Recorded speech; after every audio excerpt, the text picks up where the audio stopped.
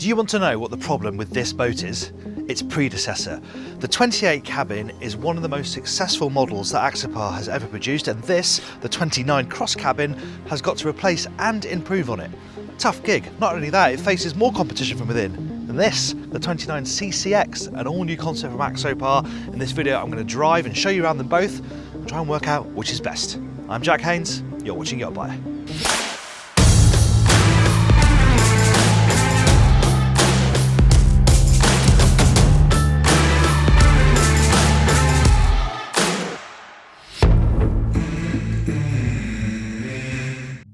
If you like what you're watching, why not subscribe to the YachtBuyer YouTube channel? Give us a like, hit subscribe and hit that bell icon. You'll be notified every time we upload a new video. The 29 is the second smallest model in the current Axopar range, with a displacement of just over 3 tons, a length overall of 9.3 metres and a beam of 3 metres, making it larger in all directions than the 28, which it replaces. With single and twin engine options up to 500 horsepower, it's quick, with a claimed top speed of 50 knots, depending on the choice of motor. The 29 is the most versatile model in the Axopar range, with 3 distinct deck arrangements: sun top, cross cabin and the CCX. The base price for the cross cabin is around €156,000, with the twin rig and slightly heavier built CCX coming in at just under €163,000. If you want to compare the different versions side by side, head to yachtbuyer.com, where you can use our head-to-head tool to do just that. With so much versatility, there's a lot to consider, so comparing them side by side could be useful. Right, let's begin at the helm of the cross cabin. Right, driving the Axopar 29, let's see what it can do. Let's get it up to speed. We've got the single 400 horsepower Mercury V10 on this one. And they've actually engineered in a little bit of bow lift as you get over onto the hump, over the hump, and then it levels off as you'd expect an Axopar to do. This boat's actually got Seakeeper Ride fitted, but it's not on. They have engineered it as such that they feel like really you can run this boat without trim tabs or trim blades. And I have to say, from the experience I've had so far, that is standing up, with the caveat that it's a very, very slight chop today. There's no big waves, it's not a rolling sea. But certainly in this, and it's a typical for this region, sharp chop, it does run not only level, but it's not heaving over, it's not leaning uncomfortably. I'm not thinking, oh, I need to try and change the running attitude here. It does sit really nicely. And we are now running along at 35 knots, and that feels a really nice fast cruising pace. But let's open it up and see what it can do top end, shall we? There are other engine options. In fact, later on in this video we're going to drive the CCX version of this, and that's got the twin rig setup, so we'll be able to really feel the difference and see how they compare. But this one, we are now wide open throttle, and I'm just taking over the trim a little bit just to stop it porpoising too much. That's now 45, adding a little bit more trim up a touch. Hear the engine note change with, yeah, topping up to 46 and a half knots. It's a 48 knot boat. I'm sure if we really kept tickling it we could get it there, but there we go, 47 knots. So yeah, you're knocking on the door of 50 knots. But then if you bring it back sort of above 25 knots, you're not going to see a huge difference in fuel consumption. And what they want you to be able to do is set the speed depending on how you feel and the conditions, and really you're not going to see a huge amount of change when it comes to the amount of fuel the engine's using. And now we've just been doing nearly 50 knots, now we're doing 30. That almost feels slow. Let's look at the handling, shall we? Such an important part of the Axopar package. Still got the stepped hull, obviously slightly broader in the bow, slightly higher in the bow, something that you're likely to appreciate more if you're in a big following sea. Not so much in conditions like this, but you appreciate how dry the ride is in conditions like this. We have been lashing it through the wash, and the only water on the windscreen is coming from the rain we've got at the moment. You just feel a bit more confident with that slightly fuller bow, certainly when you're coming off waves. But there's absolutely no compromise when it comes to grip, tenacity. If anything, it feels more glued to the water than the 28. It doesn't have that lurch you sometimes get. If you do a hard turn one way, you get this uncomfortable swing the other way. It's so secure, so sure-footed, and it has a real nice purity to the driving experience. As I said, we have got a trim system fitted that's not in use. It's a single engine. I've got a throttle and a steering wheel. That's all I have to think about. It's really nice. Just paired back, but not paired back and therefore compromised. Paired back and it still works, and it means all you have to think about is looking through the windscreen, making sure you're safe and enjoying the ride. I like the fact that they've tried to simplify things. If you think that this is designed to appeal to new boaters, then that sort of thing is really important. As is slow speed handling, which we're going to cover later on in the video. The driving position, well, I've been sitting the entire time. It's really good. You can obviously adjust the seats. The throttle falls easily to hand. The wheel is right in front of me. That adjusts as well, so I can move that up and down. But of course, if it is bouncing around a bit, you may want to be able to lean, and then we have this, what I call the typical Axopar driving position, where you can lean, support yourself really comfortably with the bolster. I've still got the throttle easily down. I can rest my hand on the hub, so if you're bouncing along, you can support your hand and just work the throttle with your thumb. That's exactly the position I'd want to be in if I was in rougher weather on a boat like this. All-round view is superb. Even when I stand, you've got quite a pronounced almost forehead on the wheelhouse version, and it looks like it's slanted downwards quite a lot from the outside, but you don't get that impression from the inside. It's got a nice deep windscreen, so yeah, the view, my perception is really good, and a very simple helm arrangement. They've done things like separate the horn and the wipers from the main switches, things that you want to be able to hit really easily without even thinking, and you can now because they're not all part of the same run. This particular boat has only got the one MFD. You could have multiple ones if you wanted, and that does leave the dash looking a little bit plain if you've only got one, but of course you can fill that with another screen if you want to. My passenger next to me, obviously space behind me for some people to sit facing forward and travel in comfort. Noise levels are well contained. This 400 V10 is a pretty smooth, quiet engine. So we're in the wheelhouse version, the cross cabin version, so you have that extra layer of insulation. And you don't really notice how fast you're covering ground. A really easy 30 knot cruise where we're doing 65 litres an hour. And it's this easy, fast, efficient cruising. That's what they're aiming for. Unintimidating, fun, approachable. Yeah, they've taken what was a very convincing package with the 28 and almost done the impossible. From a driving perspective, it's even better. But how does it fare elsewhere? Let's find out.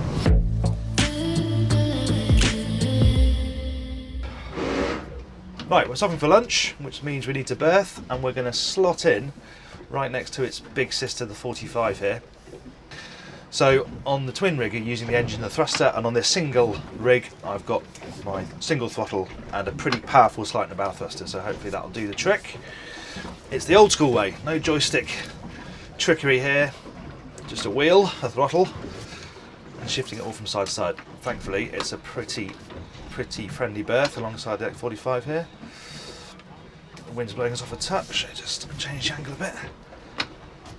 Bring the wheel over, bow thruster out a touch. She should just settle alongside. Look, as a new boater, a joystick probably does feel very appealing, but that is a very simple boat to handle. I know it's not really that breezy, but you feel like you have a lot of control. All-round view is great. I can see the engine really easily. That's so important when you're manoeuvring. You can see the angle of the engine, so you know where the thrust is going to come from. Powerful bow thruster. Honestly, I think it wouldn't take long even for a new boater to get to grips with the way this thing handles. But what I'm really interested to do later on is see how it compares to that twin engine CCX. So stick around. We're going to go and drive that. So jumping straight across from the 29 cross cab into this CCX version, there are some key differences aside from the way they look, and we'll get into that when we sort of tour them side by side.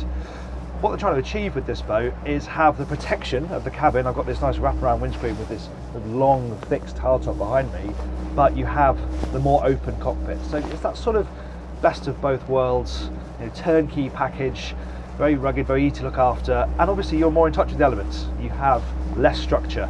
overhead, which could be a downside in this weather, but as you can see, we've got these side panels in as well, so we have a bit more protection. The other thing is that this has got the twin rig. This has got a pair of 250 horsepower V8s, so it'll be interesting to see how that feels, compares to the cabin version which we tested, which had that single 400 V10. As I said, slow speed, you gain the joystick. That's a nice feature to have, but we're going to see what it's like when we up the speed. You know, this has got more horsepower, 500 in total compared to the 400 of the 29 we tested, so you'd expect a bit more at the top end, but we're about to find out. Okay, easing up through the rev range now. There's a noticeable punch compared to that single V10, and also you of course get the V8 sound, which is no bad thing, and clearly we're more aware of it because it's an open boat, so it's a far more visceral experience. It's less quiet, it's obviously going to sound a little bit less refined compared to the cabin boat, and the weather's also picked up a little bit. There's more chop. We're still going into it at 25 knots though. Yeah, this is actually a much better test of the hull. Really typical short chop. They actually raised the deck by 10 centimetres when they designed this, just with an eye on more offshore performance.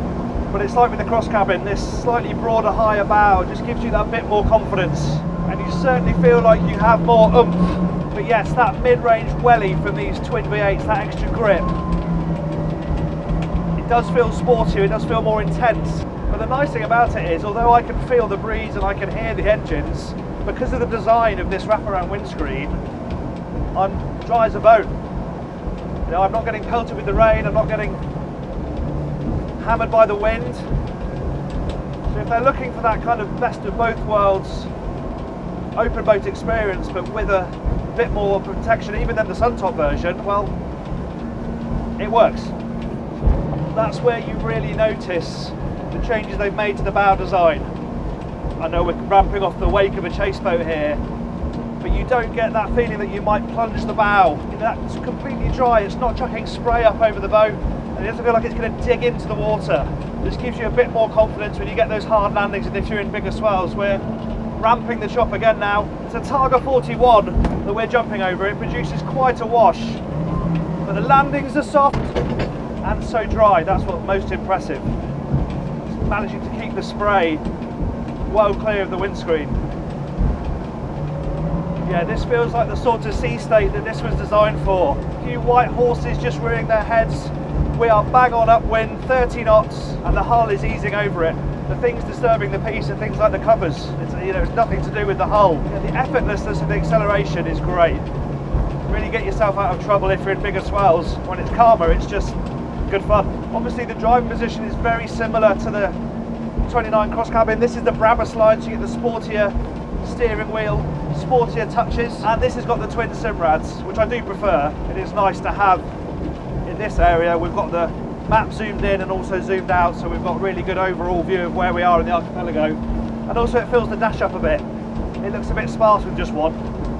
This inwardly raked screen provides a really good view. It's nice and deep, and they've inwardly raked it to reduce glare when it's sunny, not an issue today, but also to help get rain and water off the windscreen quicker. But the most important thing is the view it provides and the protection. This would be thoroughly miserable on the Suntop version unless you had the covers on. But it says a lot about the type of company that Axopar are, that they have these two very successful formulas, the Suntop and the cross cabin, serving two very different customers. But they thought, no, actually we can put something in the middle of that and try and appeal to even more people. They think the versatility of this will make it a really popular chase boat, super yacht tender, and I can see why. It feels easy to handle. For your crew, you're going to love this. You're well protected, but you've got versatility of that cockpit. Easy to manoeuvre at slow speed, easy to get on and off, easy to move around. Yeah, food for thought. Certainly chucks a bit of spanner in the works. You thought, no, I definitely want the cabin. And then on the odd day when the weather's really good, having the hybrid nature of this certainly becomes a factor. That's how they drive then. Time to see how they differ on board and find out if the CCX really is the best of both worlds. Like the 28, there are lots of different versions of the different layouts as well. So the cross cabin, you've got some options back here.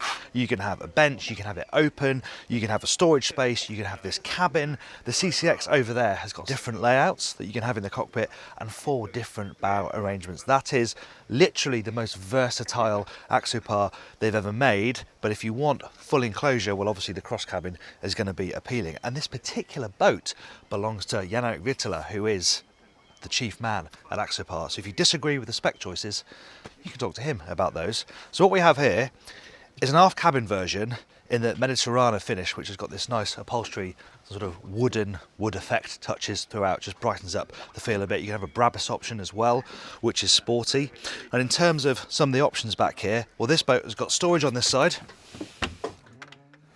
So that's really handy for your lines and your fenders. It just makes crewing, handling lines really easy. On this side, I've managed to fit, as an option, a little wet bar. So you have a small sink, though this is also a chopping board, and under there you have a fridge, cooling space, which is quite useful to have that on deck, and also a shower, so you can wash yourself off once you get out from having a swim, and then it all hides away. And of course, it's not just a lid, it's also a cushion. They've got cushions on top, so this becomes a bit more of a sociable area with the sun pad in the middle. You can see you've got the nice A-frame as well if you want to do water sports. And yes, this is a sun pad, and there's a cabin underneath there, but what you can do now is access this cabin from here. So they call it the multi-cabin. It is designed for sleeping if you want to, but they also want it to be a storage space, and a storage space you can use on deck. Hence why you can lift it up from here, chuck bags in, close it down, just like the boot of your car. Let's head forward. Something they paid really close attention to when they were designing this was the mouldings. There's very few surfaces that are left untreated. There's some nice curvature here. Not only does that look nice, makes it look more interesting, but also it just gives you a little bit more knee room as you're moving down these. It's not a very big boat, so all of these little bits of space you can find are really valuable. Note how they've got steps built in as well. There aren't boarding gates next to these doors. We have got these steps. You can step there onto the top side and then off the boat. And there isn't a handrail here, but you have got this ridge all the way around, which is so useful because wherever you are, get your hand in there and steady yourself as you're walking forward. And one of the big improvements you notice from certainly the early days of the 28 are things like stainless steel, all the components, all the stuff that they can try and help elevate a boat that is clearly built to a price, but having stainless that is so solid and a nice thick gauge. I think the Mediterranean finish also really helps. It just livens up this area. Cup holders built in, and they work really hard in this foredeck area. This was very narrow on the 28. We talked about the broadness of the bow, and this is where you get a big effect because you have enough space to have U-shaped seating, not just seating down one side, storage underneath all of these as well, and you can mount the table here. You can sit on this seat and have the table looking forward, or if you want to seat more people, you can put the table in the middle and people can sit around it like that. But it's still easy to get off the front of the boat, something that's important in the Nordics. Obviously they've catered for that. You've got your anchor locker forward as well. Another thing, you know, Axopar, the adventure company as they call themselves, you've got to have space for the toys up top. And even here on one of the smallest boats in the range, you can get an inflated stand-up paddleboard up here on the roof. Sunroof as well, we'll talk more about that inside. So let's head in there and have a look. The CCX's aft deck alone is available in 6 different configurations. The boat we have here has the aft U-sofa option, which can also be transformed into various formations, with forward and aft facing sun pads or a sociable dining arrangement. It also has the optional Brabus trim, which adds some sporty bits and more Brabus insignia than you can shake a stick at. Forward, like the other 29 variants, you can have a U or L-shaped sofa with the cabin and optional toilet within the console. The CCX can cater to many different tastes and be attuned to indulge many different passions, be that fishing or water sports. For a production boat that will be built in big numbers, its flexibility is mightily impressive. What it doesn't have though is that cosy wheelhouse of the cross cabin, so let's pop in there and have a look. Right, the cabin, one of the biggest changes over the 28. It was pretty tight in the 28's cabin, quite hard to move around, and it felt a bit claustrophobic. The feeling of space in here is much better. It's physically bigger, but also the glass area is improved. So you've got curved windows all the way around the back here. There are really very little obstructions when you're looking out. You've got these uprights here. Obviously the doors are quite thick, but fore and aft, the view is excellent. The doors are much bigger as well. They open wider, better for ventilation, better for getting in and out. You can get behind the seats and in front of the seats. With these bolstered, you can move fore and aft as well. So general circulation around this area is so much better. You have a canvas roof overhead. This can be electric. This is a manual one, completely fail safe. Nothing can go wrong with that, fingers crossed. You just twist this bar and you can pull it all the way back and it opens up really nicely. Now, there isn't exactly a galley in here, but what you can do is tip the helm seats forward. There's a top loading fridge there. On this side there's a sink, and both of these helm seats swivel round and face this aft bench. There's a table that stows down here that slots in here, so you can have 4 people sitting around and have something to eat inside if you want to. You've got this footrest arrangement. The reason they've got this is so that people sitting back here have got somewhere to rest their feet, and they really have thought about this position. It's great. The seat's comfortable. You've got a little wooden handhold here, a cup holder, there's a charging point over there. It's a bit like travelling in the back of a car. I think it's really clever. However, I think this footrest could do with some work. It's a really easy thing to catch your shin on. Personally, I think an easier thing would just have to be a railing that pops out of this moulding so that the people sitting here can put their feet there. Then you could do away with this entirely. But incidentally, moving that is how you get down into the aft cabin. That just pulls across. Pop this up. There's a pin here. That feels a little bit cheap and cheerful, but you know, it does the job. You can also lift this up as well if you want even more access to get in, and then you can just crawl down into the cabin. Now, there are 2 cabins on this boat. I'm going to show you the forward one in a second, but this is really the big news on board the 29 cross cabin, and this is definitely the one I'd sleep in. It's a little bit more spacious. You've got light from the window. You can also open this whole hatch as we saw from the outside for ventilation. There's some artificial lighting in here. They've got some chargers as well, so you can charge your devices at night. This section comes out as well. There's loads of storage underneath. They do envision this being used as a big storage space. You know, plenty of people won't sleep on this boat, but this is a big storage area, and there's even more down there. You've even got some storage up here as well for your odds and ends. So yes, it is clearly quite a compromised space. It's not huge. You can't really sit up in here, but they've worked hard to at least give it the sort of detail that makes it relatively comfortable. But I know what you're thinking, where's the toilet? Well, in that forward cabin. So let's head there. Well, like on the 28, access to the forward cabin is external, but instead of a side door, you lift up this front hatch and then you can drop down into the space. And once you're in here, well, this really is multi-purpose. It's somewhere you can sleep, although it's pretty tight, but crucially, it's where the toilet is. Got an electric toilet down there. That is an absolute lifesaver if you want to use this, even for long day trips. Having somewhere to go to the loo is so important. And there are some simple creature comforts down here, like the sink. How cute is that? Somewhere to wash your hands. It does feel very much like camping, but you know what? For the odd night, it does do the job. However, I would argue the best cabin is back there and the toilet is here. So as an owner, you may want to sleep back there. If you want the loo in the night, you've got to come up here. But the problem is that aft cabin isn't standard. This is, so you couldn't guarantee there'd always be a toilet back there. There's always going to be one here forward though. Interesting design, eh? To answer a pretty important question first, is this better than the 28? Yes, it may not be quite as sharp to drive. The super thin hull of that 28 was really, really good, but the wider bow, the benefits of that out of the water, but also in terms of living space and all the other little changes they've made to this thing made it a better boat and an easier boat to live with. However, they have muddied the waters with this thing. Before it was just cross cabin or sun top. Which one do I want? Now you can have this thing in the middle, the most versatile Axopar ever. It gives you lots and lots of license to play and spec the boat to your very desire. However, if you want something you can use all year round, lock up and leave and just go, I think this one is still the daddy. But let me know in the comments below, which one would you go for? Cross cabin or CCX? Thank you very much for watching that review of the Axopar 29s. I hope you enjoyed it. Please give it a like if you did. We've got loads of Axopar content on the channel and YachtBuyer.com. I'll put some of the videos up here for you. If you'd like to subscribe, you can do that by clicking up here. Thank you very much for watching. I'm Jack Haines. This is YachtBuyer.